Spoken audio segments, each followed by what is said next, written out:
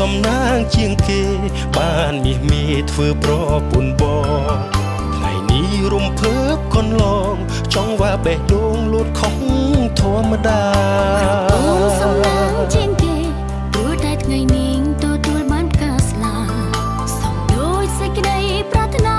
អូននឹងរៀបការជាមួយនឹងបងមនុស្សដែលអូនពេញចិត្ត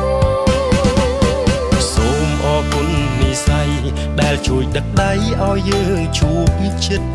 សូមអរគុណព្រមលេខិនផ្ដល់ស្នេហាពិនដល់យើងទាំងថ្ងៃរៀបការសន្យានឹងមេឃដីធ្វើឲ្យស្រី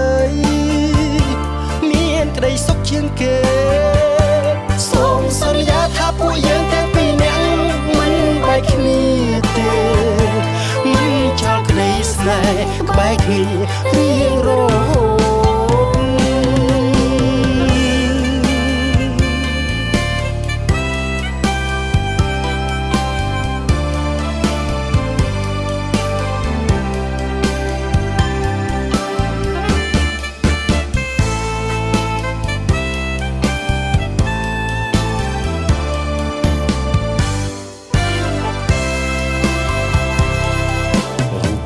សំណាងជាងគេ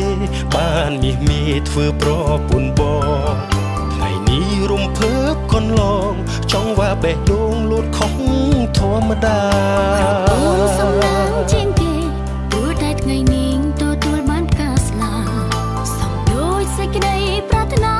អូននឹងរៀបការជាមួយនឹងបងមនុស្សដែលអូនពេញចិត្តសូមអរគុណនិស្ស័យដែលជួយដឹកដៃឲ្យយើងជួបជិតសូមអរគុណព្រមលេខិនផ្ដល់ស្នេហាពិនដល់យើងទាំងថ្ងៃរៀបការសន្យានឹងមេឃដីធ្វើឲ្យស្រីមានក្តីសុខជាងគេសូមសន្យាថាពួកយើងទាំងពីរនាក់មិនបែកគ្នាទេមិនចោលក្តីស្នេហ៍ក្បែរគ្នារៀងរហូត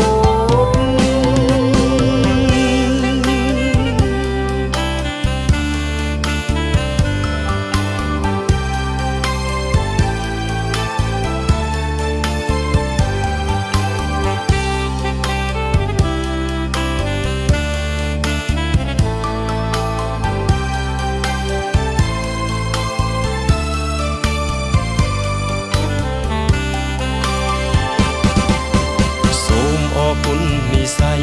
ដែលជួយដឹកដៃឲ្យយើងជួបជិតសូមអរគុណព្រមលេខិនផ្ដល់ស្នេហាពិនដល់យើងទាំងថ្ងៃរៀបការសន្យានឹងមេឃដីធ្វើឲ្យស្រីមានក្តីសុខជាងគេសូមសន្យាថាពួកយើងទាំងពីរនាក់មិនបែកគ្នាទេ